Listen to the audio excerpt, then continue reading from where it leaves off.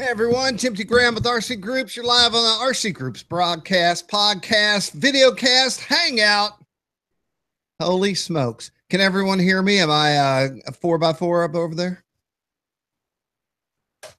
Yes? Oh. Yes, you are. I had my microphone muted and I apologize. I'm trying to take this stupid pop filter off. I don't need it. You do. What?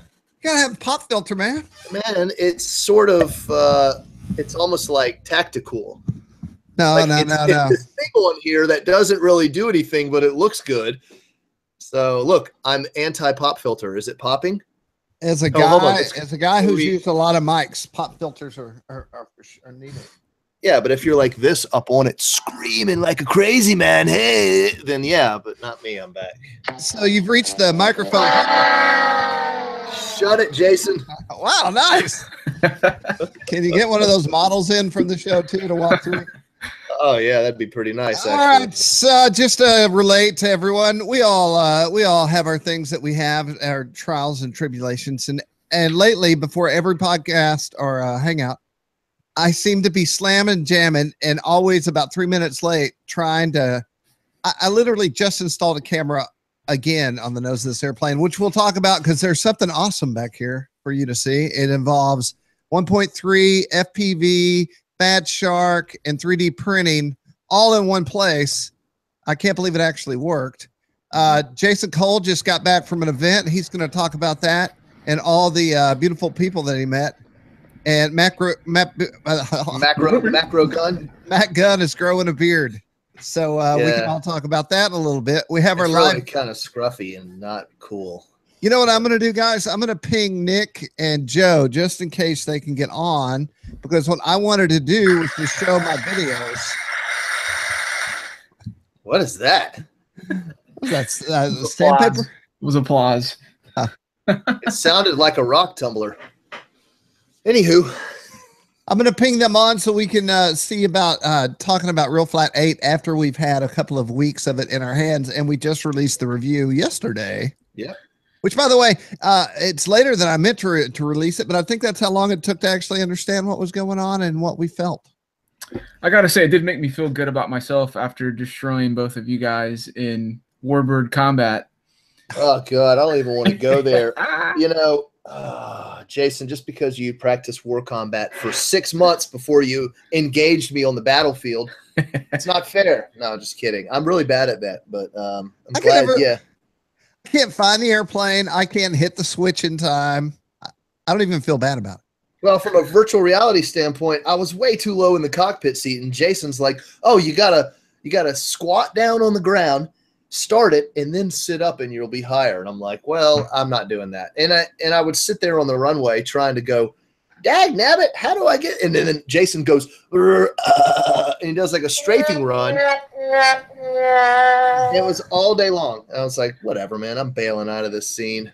Hey, Nick and Joe, I'm sending you invites on the Facebook. Whoop, whoop. Jim T, you got a question over in the chat. Oh, no. I don't know if you want to answer it on air. I haven't even gone that far. Hold on. Let me. Me neither. I haven't been over there yet. People? Yeah. No, I'm setting up and throwing out and building airplanes. And, I shaved everyone just for you. The live broadcast did not get a shower today. Sorry, that'll happen later. Ooh, smell-o-vision doesn't exist. All right, let's see if I can get there the right way. I'm just gonna click here. Looks like it's stuck on me in the feed for some reason. It very well could be. Why does it do that? It is. And switch. No, didn't work. It shouldn't be stuck on me. My hat. Okay. And what about your printer? Okay, well, first about the hat. This hat is old. It's so old I lost it for like 10 years. And I was like, don't I have a hat? And I went through the basement 3 times and finally I found it. So this is an ancient one-off that was created way back in like 15 years ago. But it looks brand new because I never wore it because I don't wear hats except cowboy hats. And then have you had any luck with ABS? No, I have not touched ABS on the printer yet. In fact, everyone, hey, Nick's here. I just switched to PEI, Jason, and my first few prints were awesome, went great. But now I'm trying to print a thing for my wife, and I keep having it keeps dragging my print around, and so I haven't had time to really go over there and work on it with life and all. Life does get in the way of 3D printing, unfortunately. There's been a lot of behind the scenes stuff going on here at RCGroups. We're trying to do things. We had a thing come up on the site that we didn't actually intend for. I mean, I did say, okay, it is my fault. I'll 100% take the blame for that like button that went through. We didn't know what it looked like before they pushed it live. It didn't occur to me that it would look that way. And then when it went live, I was like, what? Turn that off. What the heck? So we will be much more careful in the future about what we approve, but we have to see it. Jason's grinning. I guess you approve. You agree, Jason? Yeah, that was funny. And I'm just reading the chat stuff. We got a lot going on. Okay. Well, I'll go there. Yeah. Okay. Hey, we can talk about this right now. We lost, and I meant to talk about this last week, and maybe I don't know, but Crash Hancock was a good friend of mine. I'd known him a long time. I listened to their podcast while I was in the shop, and I knew pretty early on that there were some issues going on, and so I was staying in touch with him throughout that. I got to see Crash at Joe Nall. I assumed, you get a little older and you lose some folks, and you might be aware of you might not see this person again. And so I knew that I might not see Crash again. So we hung out. I made him a holster for his pistol, and I gave him that. It's the least I could do. And then we hung out in the golf carts with Miss Ashley and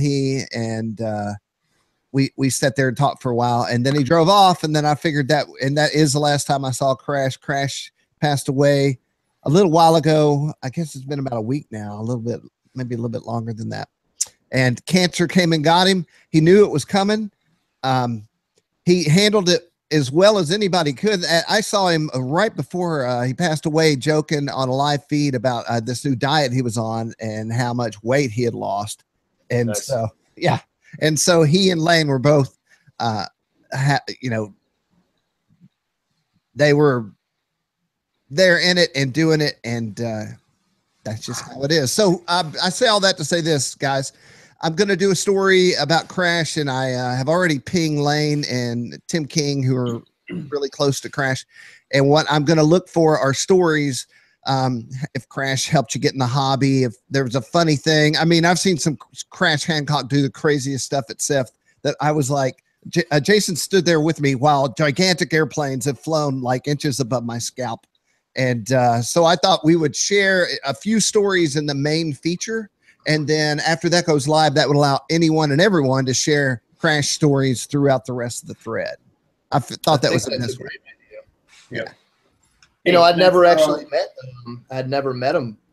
All these years we've talked sort of through websites and Facebook and stuff like that. I'd never met Crash until this year at the Flight Fest here in Ohio. And I'm walking by and I hear somebody go, "Is that Matt Gunn?" I turn around and there's Crash Hancock. So I was like, oh my gosh, it's nice to actually meet you, man. And he said the same thing, and he was looking really good. And he was just hanging out with Lane and all the other the Crash casters. And I'm glad that I got to meet the guy. I really am. I feel like that was a good thing for me to actually meet him in the flesh. Yeah, these shows are not going to be the same without Crash. Such a good dude and a pleasure to be around. He will be missed. Yep. I don't think I'm overstating when I say that Crash invented the RC podcast. There might have been one or two prior to Crash, but no one certainly has the volume of RC podcasts that Crash and the guys have. Absolutely. And I have some insight too on some future tense versions of that. So I do believe some other things are coming down the line out of that group of guys. So stay tuned for that. Yeah, I just wanted to throw out to the live listeners, we're setting up a donation fund to get a granite brick at the AMA Walk of Fame in his honor. So if anybody would like to donate to that, they just have to PayPal Crash Memorial Fund at gmail.com. Let's make sure that gets in our... Yeah. Anything over the $900 or $1,000 it is for that will go to the hosting fees to keep Crashcast online. Awesome. Right on. Good job. Hey, I was thinking about that brick at the AMA, and one thing I'm not going to be is I am sad that Crash is gone, but I'm certainly not going to ever be sad when I talk about Crash because I don't think that's what he'd want. But I was thinking about, Crash is going to get a brick, and Crash will live on in his podcast, which is probably even greater. But I was thinking if I had a brick at the AMA, I would want one with something sticking up out of it. And You could trip people. and then I would trip people, and they would look down like, what the heck was that? And they would be like, gotcha, Billy Hale. Dang it, Jim Graham. Damn you. Oh, brother, that's a good one. Make it a hole so people have to step in it and twist their ankle. Just prolong the magic a little bit. 28 broken ankles I'd want to put a motor on it and make it fly. in memoriam. Now we're getting a little too far. A flying brick. Hey, those things actually exist. I'll 3D print my brick in advance. I'll have it right here. There you Called go. a GB. Mean Joe Vermillion is here. Mean Joe, I know you've had How we doing? a hard week as well. Yes, sir. Absolutely. Well, Yeah, it's been rough. I guess the point of people leaving like that is that you have to take advantage of what we have right now today and never assume tomorrow and kick all the ass that you possibly can Yes, sir. That's the goal. 2 stories. and hug folks. Just in case I'm gone tonight. So let's start out with Real Flight since we have the whole team here and no one has to go off like me and Joe might have to jump in a fire truck at any moment. We don't know. I tell you what I'll do. I'll go hunt down some videos. I actually was able to shoot 3D or VR videos using, by the way, that wasn't, I got an email from Habaco. They said, how did you do that? I figured they would contact me. And it was highly complicated. It wasn't as easy as you might think it would be to do that. So Was it a program designed for Oculus to capture what was inside of it? Oculus has inside the diagnostics folder a thing called Mirror. And Mirror mirrors what you see in VR. So that could actually work for anything in the Oculus Rift, right?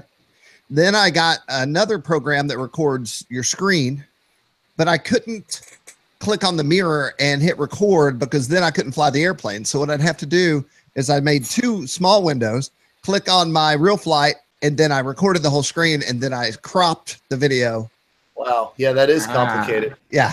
I'm glad I figured it out. And you're about to see the benefit or the reaps of the rewards. Nice. The rewards that you reaped. That's it. The Yeah. benefits. Okay. Well, you reaped well because it looks pretty darn realistic. Even if it is 2D, I still feel like it's got some depth to it. I don't know why, but it does look pretty darn good. So Well, let's start out with Joe. Joe, you've had your hands on Real Flight 8 for a couple of weeks. Yes, sir. And Jason, somebody's about to get Sorry, fired. I thought I was muted. He's over there looking down, reminiscing, smiling, has no ideas. He's like making people stop talking. all right. Go on with the chlorophyll. So Mean Joe, tell us your Real Flight 8 experience. And by the way, we have all this in a review. It's live on the site. You can go check it out right after the live hangout. Yes, sir. I actually thought they made some pretty good, decent improvements to it. The PC that I tried it out on isn't the best at all. I mean, it's all pretty much stock generic stuff. Not very fast, no fancy video cards or anything. And it actually worked really well. I didn't have really any lag. I like the new challenge features. I think those are pretty cool. There's a lot of practice built right into it. They've also got, if you go at the top, once you get your hands on it, if you go at the top, they've got a lot of simulations you can run through, and it's really just different ways of practicing different things. So like if you want to practice flying airplanes, or if you want to practice flying 3D on helicopters, really whatever it is that you are interested in flying. I mean, they've even got a boat on there. They've got the Cajun, I can't remember what the full name of it is, but the Cajun boat, hydroplane, I guess what it is on there. And you can practice pretty much just about anything you want. I was really impressed with the way it ran on the slower computer because the computer that I was using is really slow. And it did really well. I mean, it held up fine. I didn't have any lag, or it didn't lock up on me at any point or anything. And you're on a laptop, a company laptop, and those traditionally always SUCK with Real Flight. Yeah, it just has no speed. It has the video card on it is just the stock, whatever they have in them, and there's no extra RAM. There's no, it's not anything fancy at all, and it worked great. So I was pretty impressed. Nikolai, I thought you had the coolest thing happen to you of all. You have this airplane that you're in love with, and then they happen to model it for Real Flight 8. How awesome was that? Yeah, it was pretty sweet. I was really excited to see that model on there, and just to see like the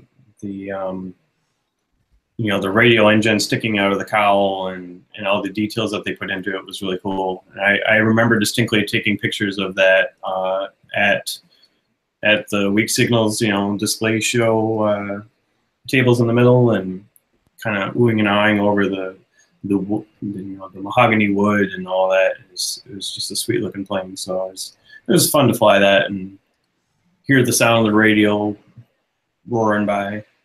It's a cool plane. And everything worked on your computer? You're running a hot gaming computer over there?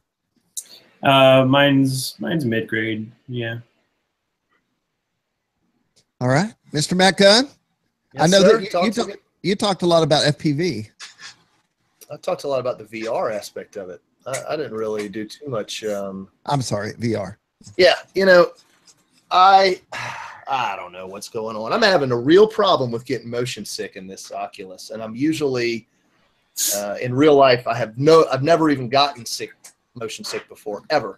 And then when I buy these VR, when I buy the Oculus, I'm sitting down and it just you know how it is. You were sick for like 2 days. Well, I was sick for. And we'll talk about that. I actually figured out what happened to me. So are you, well, we can talk about it now. I went straight to a nose cam, flying the crap out of one of the 3D parks, and my brain flipped over in my skull, and I was out. No, the reality is that anything where your vision sees the horizon moving around in a very realistic way, and your body isn't moving, can induce motion sickness. And same the opposite way also. So if you're like on a ship, inside of a ship, and it's rocking back and forth, but your eyes are seeing straight ahead, that can induce it too. And that is what gave me a lot of motion sickness, is sitting in the seat and wearing the goggles, pitching down and pitching up. It's the rolling doesn't have anything to do with it. It's these down pitches where I almost feel like I'm going over the top of a roller coaster. And I'm like, oh, I get this sort of McFeely in my stomach. And then after 15 minutes of playing, I'm like, oh God, I feel nauseous. And that sort of kept happening over and over. But the other aspect of Real Flight VR is standing on the field and flying the airplane. And I loved it. I loved everything about it. It really takes Real Flight to the next level, puts you in the scene. Yes, there's some scaling issues. Yes, there are some problems with the aircraft when the aircraft gets close to you. It almost looks like it's full scale. But if you're out there flying around, it does pretty well. And I have video of that we can take a look at. Yeah, if you get too far away, the airplane does become a little blob of pixels and lines. And I just try not to get too far away. Just fly close. And when I say close, I mean not 600-700 yards out. Just keep it in a normal pattern like you would around a field. And it works extremely well. I have no problems with any lag, stuff like that. I do have a pretty high-performance computer. I've got a good Intel processor. I have a GeForce GTX 1070 that I have overclocked, and my processor is overclocked 20%. I've got 32 gigs of RAM. I am pushing a pretty high performance rig, so I have no problems there at all. So to touch on the motion sickness, if I was in a nose cam, I'd make myself sick. I put myself in the cockpit of a Warbird and realized I was not getting sick. Took myself out of the Warbird, put myself back in the nose cam, and then started to feel it again. And then I was like, it's all about having, and Oculus does this to you on games. They'll put you in a structure a la Jason Cole told me this, and a way to stabilize your mind. Your mind has something to hold on to while the horizon's spinning around. So they sort of block you in like a horse with the blinders on. So if you can see straight ahead of you, they do that also in the other virtual VR for Google Earth. when you move around in that, they give you tunnel vision, and the tunnel vision keeps you from getting motion sick. It works. Well, that solved it for me. Also, I've been flying every night, and that also I don't really feel it at all. Like when I'm in Ultra Wings or whatever, I don't feel it. Ultra Wings is the worst for me. But Jason Cole, what's up? So, yeah, I mean, there's a couple of different aspects. There's so much. I mean, that we've covered a lot already, but I like Real Flight 8. I think the graphics are pretty good, and I mean, I've got mine turned up to Ultra because I've got a really high-end PC. So I'm able to just max all the settings and graphics quality and make it look really, really good, especially on the photorealistic sceneries. We're talking 2D on your monitor here. I have it set up on a 1080p TV currently because that's where I have my Rift set up downstairs in the living room to have the most space for like room scale stuff. But yeah, putting the Rift on and flying from the ground like I'm at the field is really neat. I think there's some work still to be done there. I don't think, like Matt talked about, some of the scaling is kind of off. It makes it slightly weird sometimes. And then there's just the fidelity of the screen of the Rift. There might be some things that they could do graphically and in the software side to improve that. But when you fly more than, let's say, 7,500 feet and what it would feel like in real life, the plane just becomes an obscure, blurred thing that's not really an airplane anymore. So that's actually a limitation of the VR goggle and not the software. The goggle has these 1080p cameras or video. And so you're limited by what that can deliver to your eyeball. Well, what I'm saying is, yeah, I mean, they're to a point, but there's other games where things will be way out in the distance and it'll look fine and not fuzzy. So there's things graphically and on the software side that Real Flight can do to improve that quality in the Rift. It's not just the Rift that's doing that. But that can be improved a little bit. But you just want to stay close if you're going to fly like that in VR.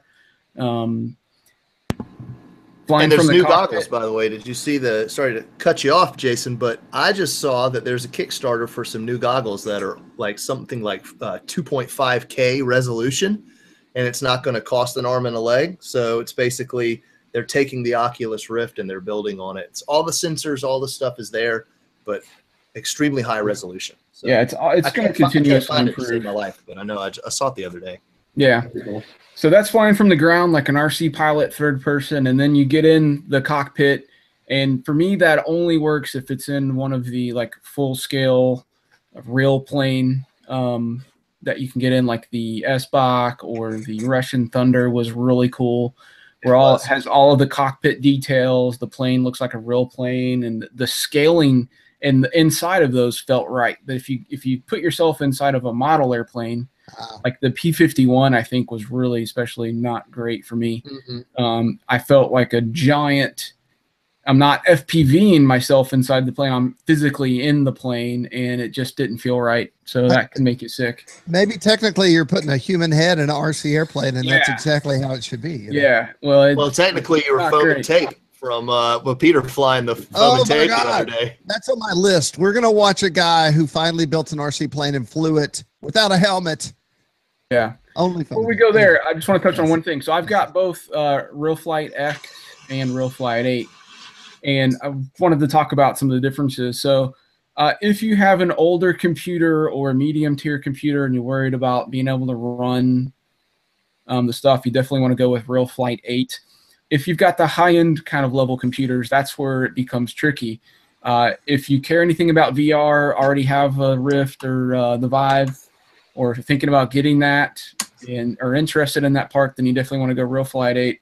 If all you really care about is graphics quality and performance, then RFX would be the one I would recommend you get, because while RF8 does look really well, I think Real Flight X just is over the top with how good it is. It's a completely different architecture.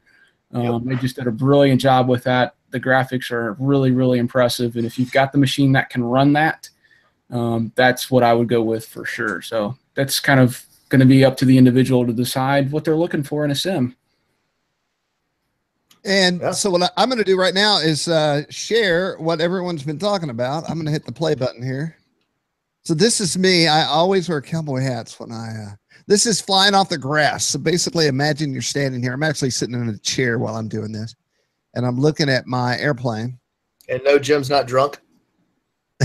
Yeah, I don't know what's going on here, but so you can actually move your head around, and as your plane goes to the right, you can look to the right, and as it goes up, you can look. I had to crop a little bit here, so it's going to fly out of the It's screen. always been the sticking point with Sims, right? Is you either have to zoom in so you can continually see the airplane as the screen moves itself, or you back out so you can keep the ground in view the whole time, and then the plane gets tiny, and it just doesn't. You're still flying, but it never felt like you're actually at the field. And so this feels like you literally have a camera on your hat and you're watching yourself in real life. Like this looks, nice work, dude. Yeah, this looks extremely real. If once this plane gets in the air, your head movements are nice. Your head movements are true to life. So this looks like you've got a GoPro on your hat. There's at one point, I'll skip ahead here, but at one point in this video, although I do want to show you my landing, at one point in this video, I flew out where it just turned black, which happens to, in the real world, that's me looking around to see who's walking up on me. And, the same as in real life, now I'm landing. It went black and I lost orientation, so I had to wiggle the ailerons and bring it in just like real life. So now we're going to land this thing, and then we're going to jump in the cockpit of the, that was a pretty good one. Okay, so let's jump in the cockpit. We're going to take a look around at what you see. 2D doesn't really do it justice. 3D, you're like, holy smokes. So I realized halfway through this flight that the stick, the throttle, and the rudder worked inside the cabin. Pedals. So we're going to take off. And the Russian Thunder has actually a carbon monoxide detector in it. I noticed that while flying around. I've flown in Russian Thunder, the real one, the one it was modeled after, and I didn't get sick from doing rolls and loops and points. I got sick from the exhaust, the oil burn coming in. I could taste it. I could still taste it. So this is, I was talking about in this video how you can fly, but then look out over your wing, or if you're dogfighting, you can look behind you to see what's going on. And that's just not something you can do in real flight in general. So right now, this is like the first time I've really flown the S-Bot from the cockpit. And what a great airplane, by the way, for flight simulator. Power lines. Okay. I got them. So right now I'm doing a knife edge. I'm going to look down the wing and blah, blah, blah. Oh, okay. Yeah. So this is the knife edge flying Russian Thunder. Feel the negative G's right there. I would see the shadow on the ground. So I just made the shadow get bigger and bigger until they were probably 2 feet apart. Oops. I think I had a helicopter there. NTSB report time. Oh, yeah, this is a simulator. And so at some point I realized the throttle works and all these sticks work while I'm flying. That's why I crashed. I was looking at my stick. Okay. So it's super, it's the 2D is not, the 2D video really doesn't make you keep talking. It doesn't make you feel like you do in VR headset. In the VR headset, it's like 28 times cooler. Shoot the moon. Whoa. Yeah, that's where I hit the thing. Okay, so now we're going to, I think I do one more thing. Oh, I jump in the front seat because I wanted to just watch it. See what the front seat looks like. Listening to this later in the audio podcast, just imagine Jim flying around like a full-scale airplane. Good point. So this is our review. We did a different take. What we did is I go over the specs and all that, but then we get Jason's input on one section. We get my input. We get Nick and Joe and Matt. And what do we have here? This is a very short video. Is this us? Is this Jason owning us in That's right. combat? So this actually shows how I recorded it. On the right, you see Real Flight. On the left, you see the Mirror app. And then I literally tried to click that, close that Google ad, by the way. It just didn't work. Once this is released to the public, we need to, I'll challenge anybody. See if you can take me down. That's right. Jim was getting some hits on me, man. Was I? Cool. Oh yeah, you were lighting me up. I don't think I was invited to that. No, we wanted to keep you out of it because you're too good. We were trying to shoot. I just said, hey, I need a video. You guys start a thing and let me jump in. So in VR, you get these screens and they're in front of your airplane. So you can read whatever you need to read and then click it off. Although I think they naturally go off once you hit the throttle. Yeah, I think you're right. And then the ghost airplane that you're seeing becomes reality in the air. And it caught me off guard the first time because I was like mini-me sitting in this airplane. I couldn't even see over the edge. So I'm throttled up. There he goes. Ready? And 3. There you go. So I was like, oh, and all I could see was the gauges. So now you're in the cockpit and we're just flying around. It took me a while to find the guys here. Oh, this was me. I think I loaded it up on this random like race field and then I switched it to the boneyard, I think, in a minute. Yeah, boneyard's a good place to kill people. Yeah. So once again, you're able to look over your wing or over your shoulder or whatever while you're sitting in this cockpit, which makes all the difference in the world. And then if you want, you can have sort of a directional finder where the name of your competitor is fuzzed out until they get in front of you. Then the name sort of pops into view and it says this person's in front of you. So it works really well. That's cool. Where's Maticus Gunnicus? He's in here trying to find inverted takeoff under the power lines at the boneyard, my favorite field. And there's nothing like doing a snap roll after takeoff, which is like the ultimate real flight move. There's Flyboon. Fly boo. Flybo. I'm saying in this video that I'm terrible, so feel free to shoot me down as practice, but Jason is there and he'll be happy to shoot you down. Oh. So I got shot down there. Now we'll jump out of this one. So that's a little bit of that. I have one more video to show you somewhere. Where is it?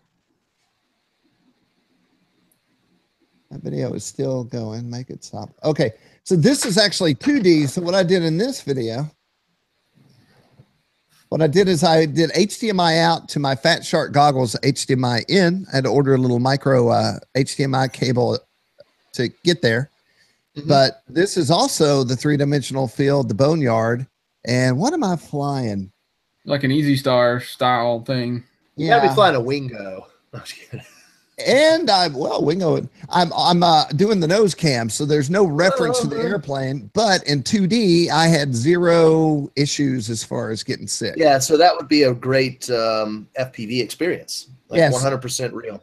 So what I'm saying is, if I use Fat Sharks in the grass out at the park, why wouldn't I use Fat Sharks when I'm practicing on real flight? It actually makes more sense than doing VR.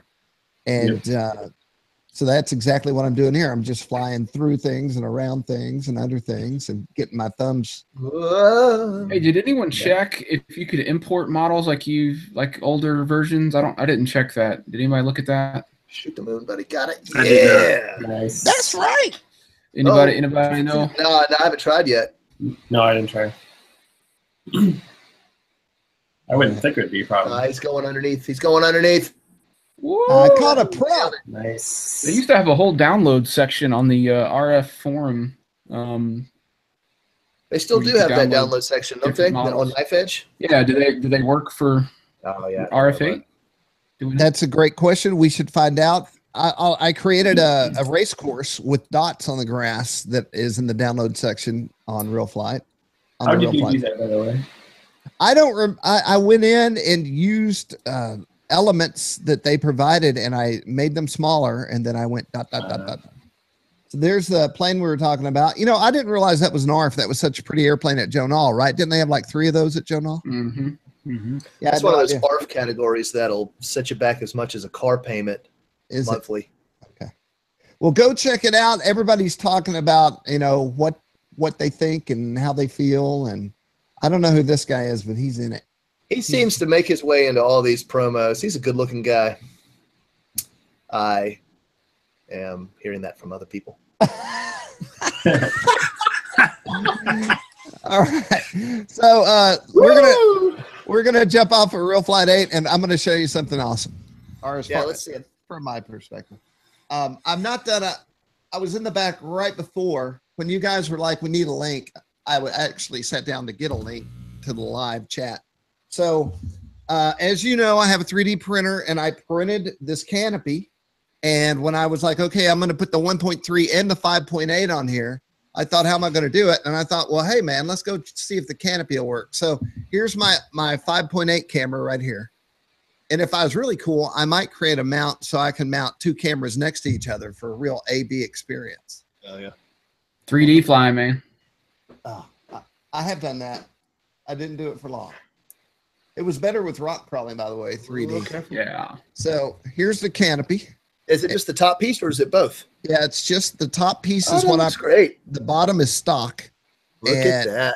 the bottom has a place for Velcro, so we'll pull the Velcro off. Oh, yeah. No magnets. Magnets are the devil with FPV, by the way.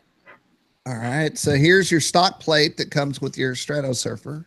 I did have to carve out the back a little bit. Mm-hmm. And then check this out. Very, very cool.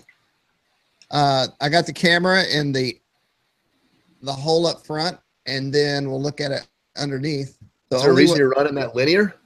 Yeah, they asked me to. Who? Who's they? Fat Shark. Really? Yeah. So I'm going to run the linear first, and then I'm going to bring out the Circulars. made by True RC. Pagodas. No, The they're not True Pagodas. RC. The True RC. Singularity. The 1.3 stuff. Yeah. Singularities. Yeah. Yeah. They're behind me. I'll show you in a second. So anyway, I mounted it to the top. It's Velcroed in, but the antenna mount's actually holding it That is super good looking, man. even more firm. And then this mount, man, I don't know if you can see it, but there are 2 little 3D printed slider pieces here, which I didn't understand what they were for until I went to put the camera in. And you want the camera wants to point up unless it's backed up against a wall. So I was like, you know what? I'm not going to print anything. I went and cut myself a little piece of model grade wood and slid it in, and it works. Right. How's that camera angle? Let's see. Camera angle is a little up, It's all good. but you. Yeah, because you're up there on the deck anyway, so you don't need to look at the big orange fuselage. Right. That's nice. That's, That's good. How heavy is all that? I mean, is it heavy? I haven't. I actually bought myself a nice little scale. I haven't weighed it, but it is definitely not light. So Yeah, you're not lightening anything up this way. And sure, then- but it's not like overly heavy. Oh yeah. So here's another reason to have a 3D printer, by the way, justification. The old door will not fit this unit because it insets for the LED screen. So I'm going to have to get on Thingiverse and find something that will actually work on here. But here's my 1.3 receiver. And so that just pops in. And, Oh, you know what I would do if I was you, Jim? tell me. You have a set of regular focals. Yes. I would just take the door off that and stick it on there. Okay. I love That'll it. fit perfectly. And then finally, Good job, Jason. I have a couple more things. Just so you can see it, this is just one of the, but this is the better antenna that will go on it after I test Singularity. it. Right. So that'll come out of that hole and probably Velcro to the top somewhere. I'm a big fan of those antennas. They work. And then we talked about it, but I haven't shown it to you. I have the notch filter here. I may or may not need it. This is to You keep will me. need it. You will need it if you're running 2.4 control. 100%. Jason, I thought you said you got away without using this sometimes. Only on my weird Radian, my ultra micro Radian, where you can't even do that. But every other plane that's full size, you got to have that. You need it. So You got it in your hand. Put it on. Yeah. So it's a splitter. It'd come off my video transmitter, and it's got one going over to this weird thing, and then the other will go out to the antenna. Yep. Yep. All right. And then just to give Ready Made a little bit of a push, these are the Ready Made 14 volt DC at 7 amp Power max power filter. I got Jason's cold, by the way. Yeah, good job. So I bought 3 of these just because I'm always needing power filters. And so it's bad because I'm paying for like all this stuff. Yeah, you need it. Nothing free. That's the truth. Nothing's free. Yep. Some things are free. I'll tell you that. Uh-huh. That's everything I have back here. Jason, let's jump over to Jason Cole, who went to Mac Hodges Field last week. That's right. I won't bore everyone too much because I'm probably the only one that cares about sailplanes in here. But We had the Pumpkin Chunk DLG contest. It was a lot of fun. The weather sucked on Sunday, so they canceled it. I actually packed up and left Saturday night to come home because I knew it was just going to be 38 degrees and 25-mile-per-hour wind. So I said, no thanks. But Friday, which was a beautiful, always Fridays are always the best day of any show or contest. They had 3 little mini contests. So they have a little Falk. It's this little mini like wooden kit built DLG, like a 1 meter size. I don't have one of those, so I didn't compete in that. Then they had an open class 1 meter all up last down contest and a 1.5 meter traditional size all up last down contest. And all up last downs, you have everybody out on the field at the same time. Everybody launches on the buzzer. You've got a 3-minute window, and basically whoever lands first is out. Once they're out, everybody lands. You redo it until you have one left. And so I came in second place in the 1 meter competition by like half a foot of making it back in bounds. And then I came in second place in the larger 1.5 meter contest. But the way they scored it, I ended up with the grand champion for the day and got this trophy. Nice. Was there whiskey in that? There Looks was like there was. It looks like some sort of Copernicus navigatory thing. No liquids in here when I got it. But there's an airplane That's inside. an airplane. That's a cool idea. Now that is an expensive trophy. Yeah, so that was pretty cool. Whiskey. I love it. There's no expense. So anyway, so that was a great time. The other thing I just wanted to talk about was I'm working on, well, speaking of sailplanes, I've got the Multiplex Easy Glider 4 sitting behind me. I just got it built. I haven't flown it yet. So we'll do that hopefully next week. Where'd my piece go? When the weather gets better. But the other review I've got going is for the new Castle Creations kind of rock crawler censored motor systems. Mm-hmm. So I've got nice the setup. Team Losi Rock Ray, and it's a sensorless motor, and it's kind of coggy at low speed. It runs great. It's really fast, but I wanted a smoother, really slow start for crawling or just doing stuff. So I wanted to get this. And then when I got it, I realized that the stock speed controller has mounting points and tabs built into it, and it mounts to the frame. And the Losi ESC doesn't. It's just a brick, right? So I was like, okay, what am I going to do? Do I just double sticky tape it? I was like, no, you know what? I'm going to go for this. So I got into Tinkercad. This was my first test print in PLA, but I designed a mounting box with a cover that sits on there, and it holds it in, and it's recessed down so it sits flush on the plate, but then has the mounting tabs were built up. So anyway, I was like really happy. It was kind of the first thing I've had a need and designed and printed it myself to make it work.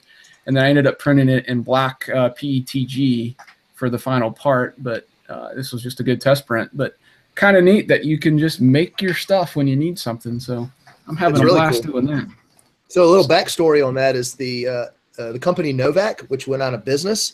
They were the only ones making a brushless censored rock crawler motor. And I had one back in like 2008 or 9, and they're so smooth, like right down to 1 RPM literally or less, all the way up to speed. They're perfect for rock crawling. And then they went out of business, and it all went away. And so Castle Creations having that now is they're like basically the leaders for that market for rock crawling. Very cool. Awesome. That's all I got, yo. I have a story. Go ahead. I think you and Jason will appreciate this. So, as you guys may or may not know, I got my Oculus, probably for Real Flight 8. Is what made me go to the store and buy it. But I'm used to not having mics when I game. I just don't do it. I don't want to talk to anybody. I just want to play, So anyway, I've been doing this for like 2 weeks, going into live games with live people.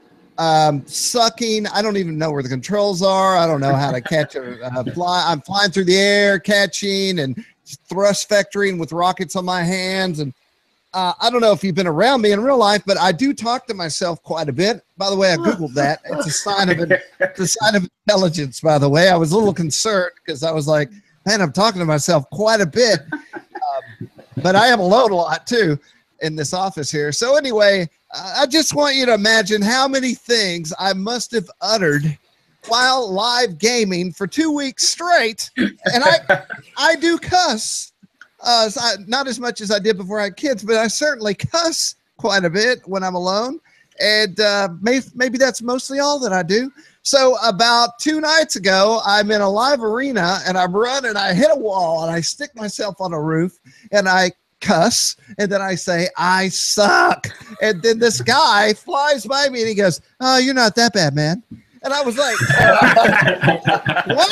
And I said, hey, I fly over. I'm like, can you hear me? He goes, I've heard you the whole game. And I was like, I've been talking for 2 weeks.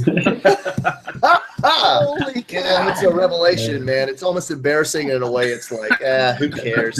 But yeah, I'm the same way, man. I don't want to talk. I don't want to hear some random dude cussing and that you're that guy. And I'm that guy, right? You're that guy. I Googled it. I went and Googled, do I have a mic on the Oculus headset? And the first story was, this man heard me cuss the whole game. You know, so it's not a new thing that happened. That's But good Matt, stuff, man. you were about to tell us something. Matt, what were you about to say? Yeah. I just picked up this. So in industry news, Gropner just purchased the rights to Thunder Tiger.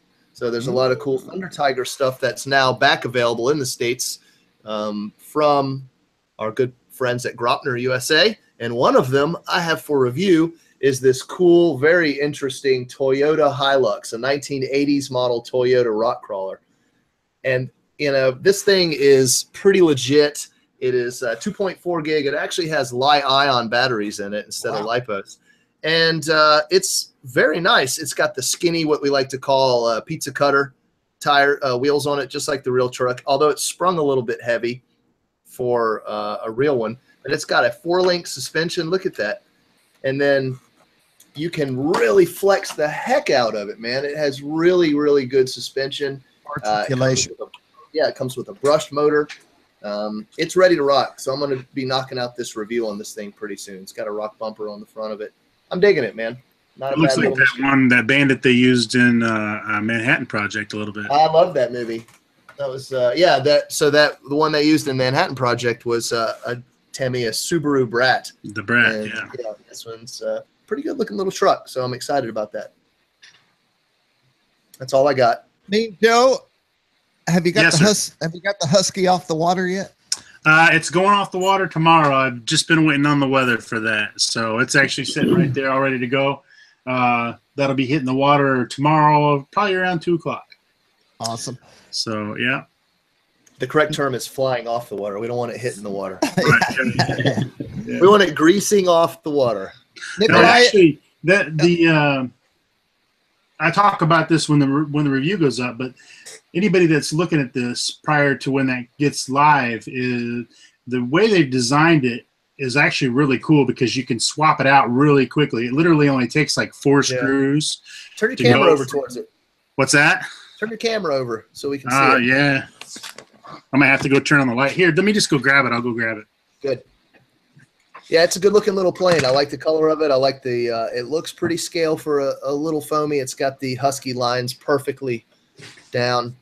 And Joe was flying it pretty well in the review. And unfortunately, he just didn't have really good weather for the float section of it. So here we go. Let me go ahead and share screen for Joe. Nice. Good looking bird. Okay. So Oh, it's got lights on it. having an issue. Okay. So it really only takes these 4 screws on each side to go from skis to wheels to floats. It's really pretty nice the way they've got it designed to be able to go from one to the other to the other. It's really cool. I see some wires on there. Are those wires just for looks, or do they add? I think they're looks. I mean, you can loosen them and tighten them. I don't see that they would do much. They look real. Yeah, I think it's just for the scale looks of it. You'll probably need the skis any minute now. Yep. Yeah, and that's why we're trying to get the water done tomorrow, because it's not going to be too long, and we'll be putting the skis on it as well. Well, go ahead. No, go ahead. I was saying to you the other day, you know, if it started snowing and you're flying off the water while it's snowing, that's going to be a very unique RC video because you don't see that very often. Oh, right. Yeah. I think we'll be okay.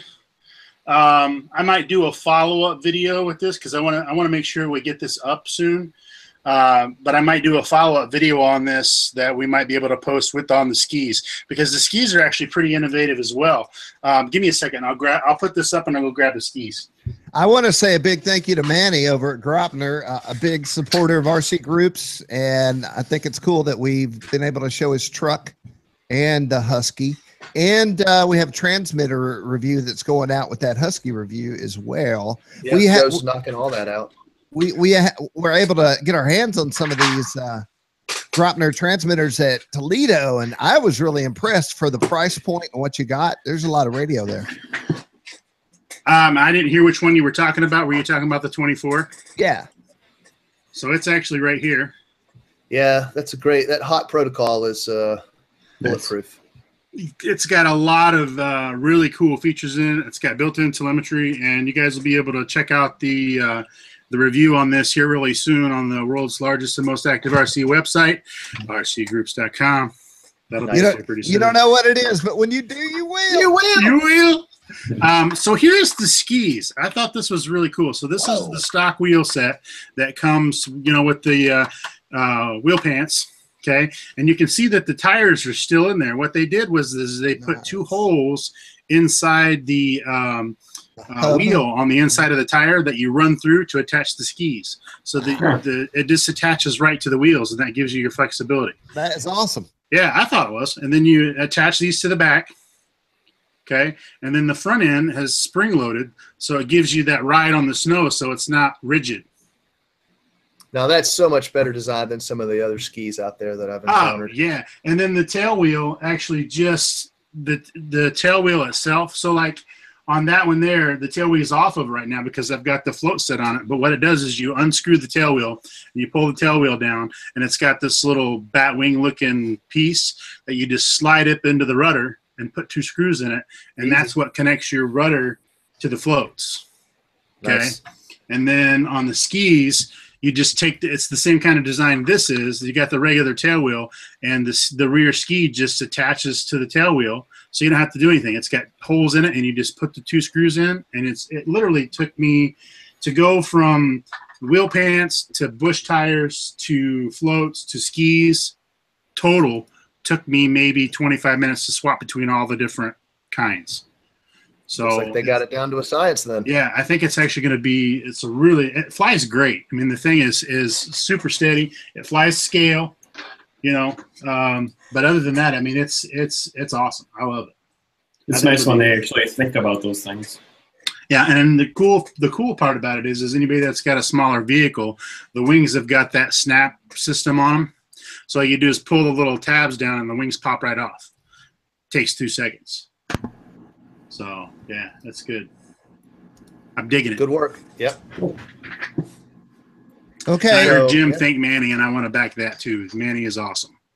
Yes. Thank you, Manny. And I'm going to grab this video at that time when we started. We'll send it to Manny so he can check it out. And I believe for Manny, if you're watching, which I'm sure you will be, we're all going to give this out. This is dedicated to you. Hot Trigger! Hot Trigger! Get your hot triggers here. Hot triggers, 2 for $1. So when we get hot triggers, 2 for $5, 9 for 12.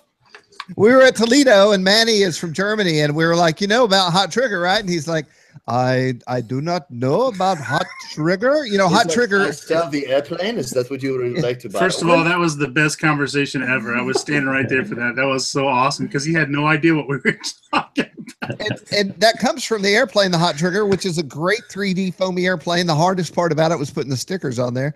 And so I said, you don't know Hot Trigger? We've been doing it a year by now. And he goes, I do not know, though. And so I said, well, hold on. And I go, Hot Trigger at Toledo, and I get all these hot triggers back, and he's, oh, I like this very much. Oh, Hot Trigger. It was awesome. You don't Hot Trigger, but when you do, you will. All right. Oh my gosh. Someone help me. I can't find the foam and tape video of the craziest thing I've ever seen in the hobby, and I've seen crazy stuff. Yeah, talk amongst yourselves for a second, please. Okay, so I'm going to give you the backstory here. On RCGroups, there used to be a young child. His name was Foreman Tape. And the reason I knew about him is I had to give him warning points quite frequently in his earliest years. He couldn't have been 11 or 12 or 13 years old. And then we started going to these indoor events, and he would show up with crazy airplane, then a crazier airplane. Then he had an aircraft carrier he flew his RC planes off of. Then one year I come, and the aircraft carrier actually is now flying. So he's flying a giant, it's as big as my desk aircraft carrier, and he's flying airplanes off the flying aircraft carrier. And then Flight Test says, we should hire this guy. So then he went to work for Flight Test. He's not a kid anymore. He's probably about 23 years old. And I have had a dream where I can keep talking because Matt's still looking, but I've had a dream where I got in my quadcopter and flew into the sky, landed on a platform, hung out there a while, thought, boy, this is very private, got back in my quad and flew home. And when I woke up, I thought, how awesome would that be? Well, here we go. This guy did it. It's not a quadcopter, it's a biplane. So yeah, he's made this bad boy out of wood and blue and like Home Depot foam board. It has a Castle ESC right there on the dashboard. It really does. It has a pair of Castle ESCs and some of the most unaerodynamic nacelles I've ever seen. But that's how he made it. And it doesn't matter. That's the thing. Everyone in the comments section is saying you need to fix those nacelles. They're not aerodynamic. They're making a bunch of bad air over the motors. And the reality is that it doesn't matter because he's flying, right? He's literally flying this airplane. With no helmet, by the way. Is this legal? Yeah, it is. Experimental, yeah. I don't care. Yeah, I think so. He can care about that part. And then the landing gear, I'm like, man, that must be pretty robust build structure in there. It looks like shopping cart wheels. No, seriously, this thing it's incredible. This is what everybody sort of dreams about, right? Make your own airplane. As a kid, I used to draw pictures of making my own airplane. And then, is that a Hobby King logo on the dashboard? Yeah, on the glass? That's the Hobby King crown on the window. So he did it. He's flying. So what he's still alive. He said that he's got two throttles, one for each motor, and he said he was really utilizing the vectoring of the two motors to keep everything going straight. So they're split in his hand, and he's moving each one of them individually as needed. Wow. Castle. That's pretty cool. Castle, is that a 90? I thought it was a 90. It's got to be bigger than that. He's like, I'm alive. I didn't wear a helmet. I'm not dead. The FAA's coming any minute. And that little seatbelt in there. The only problem I think he had was that at one point he flew after dusk and he did not have a beacon on the airplane. He had nav markers, but he didn't have a beacon, and somebody pointed that out. So here he is. If right now he's actually he's pointing back there and he's apologizing. He's saying, "I'm sorry, FAA. However, this was a private airstrip and whatnot." He meant to do a hop, and the hop always turns into a jump. There he is. Here he is crashing. Okay, so he runs out of battery because he gets too far away, and he runs out of battery, and he does a hard landing in the cornfield right there. And there we go. Yeah. So that was his accident. And then here he is flying at night, and this is where he supposedly got not in trouble, but he got called out for flying during the evening. It looks scary flying that at night. Yeah, I mean, I bet he can see just a little bit better. But how exhilarating is this, man? That's pretty cool. Yeah, so if you go on further, there's all this raw footage here of him flying, taxiing, takeoff. Now, this is something I'd love to see at Seth or Joe Nollers. I'm sure they wouldn't let him do it, but man, that would be a crowd pleaser. As long as no one crashed. Flight Fest. Oh man, look at it. It's just like losing altitude like crazy. Or is he landing? Can't tell. Yeah. See, the size of my head would never be able to happen. I could never do that. So I'm trying to see from that video, but that does look like a 90 amp, a Castle 90. Yeah, it is. They said in It's a 90.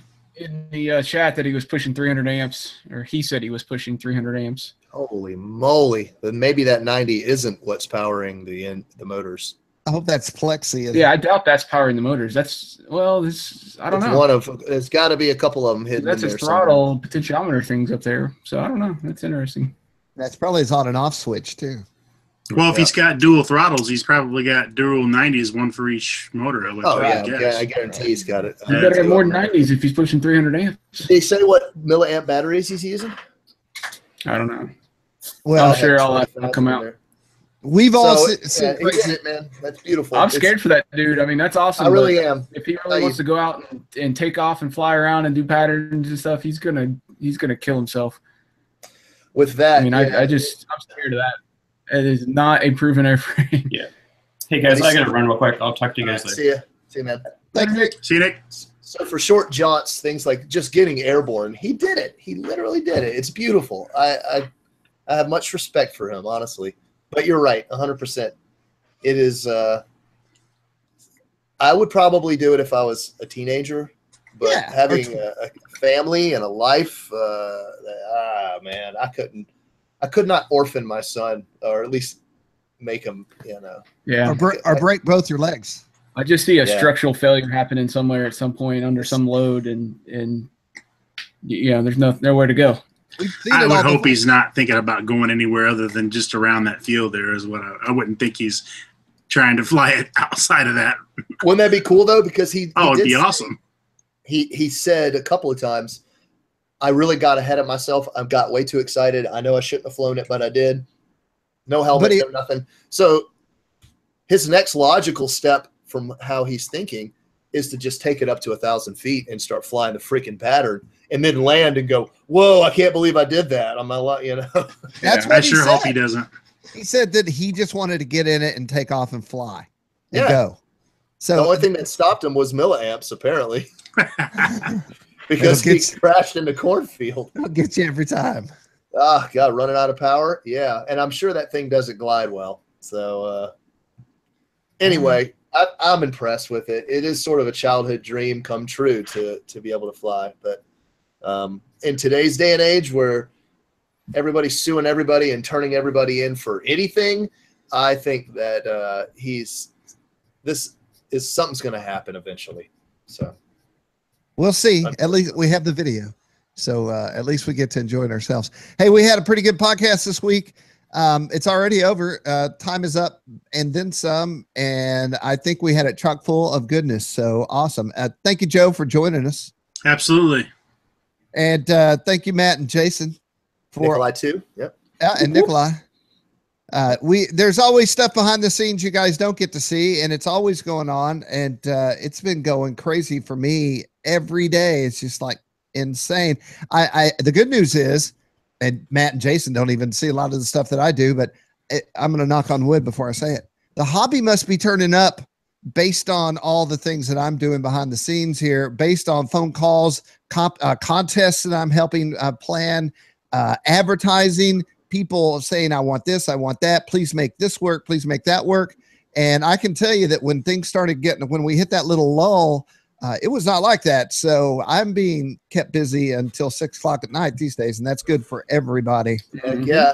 Hey, did that contest we were talking about start happening? Is that what you're? Here's how I feel about the contest. I can't tell you exactly what it is, but I can tell you that it was approved. Good. And I also had a meeting with the company that wanted to have it. And so now we have to figure out how it actually is going to operate, which it's already almost Friday. But we're talking about something going down at Joe Nall that would be fun and short. There was a discussion about whether it should take place during the day or at night, which might be more fun. But so, yeah, we're working on something fun for Joe Nall, but we're always working on something. And that is how it is at RCGroups. Tom, .com. People will say, here's what happens. I get three sentences ahead of myself. Sit down. And then I just fail to actually speak until I get there. But lots of good stuff all the time going on. And people, I was going to say, always ask, what's your real job? What do you do from 8 to 5? And then I stop and I have to explain that Jason, Matt, and I, it's to keep these 3 sites going with these stories and these reviews and 124 advertisers and all that. It's 8 to 5, trust me. So it's a full-time job. Heck yeah. And it actually goes well into the evening. I can remember many times where conversations are flowing and I'm at the dinner table going like texting back and forth about business. And So, anytime I do that to you guys, feel free to say, I'm with my family. Shut the hell up. I understand. I usually say cooking dinner, be back soon, or something similar to that. It can always live in that chat till tomorrow morning. Don't ever feel compelled. Yeah. All right. Well, thank everybody. And thank all of you RC Groups users that hang out with us. We have a pretty good amount of live viewers there. And if you're live, tell your friends. Let's make it bigger. You know, as time goes on, a lot of our RC podcasts and things like that have fallen away. So we want to keep doing this, and we want to keep bringing it to as many people as possible. So share the word, spread it. All right. Spread them. Spread them. Spread them. RCGroups.com. Next week, I'll try to only think 2 sentences in front of my actuals. All right, y'all. No promises. Peace out. Matt Gunn says, simmer down now. Oh, yeah, that's what I was going to say. I was literally going to go build an airplane because I want to go fly literally. Yeah, we're good. Let's get our full scales going so we can fly to Jonal this year. When I was a kid, I would constantly build helicopters out of plywood and then pretend I was flying around in them. And everybody said I was crazy. Everybody said it'll never happen. And they were right. It never happened. But it could. I used to go to my grandpa, who was a woodworker. He made grandfather clocks, oddly enough. And he would hand me 2x4s, hammer and nails. And I would spend half the weekend building airplanes out of 2x4s as scale as I could. I wish I had one of those because I bet. And you know what? If you made it go fast enough, it would develop lift. Yeah. At least propel. Yeah. All right. I'm going to hit the button now. Do it. Bye.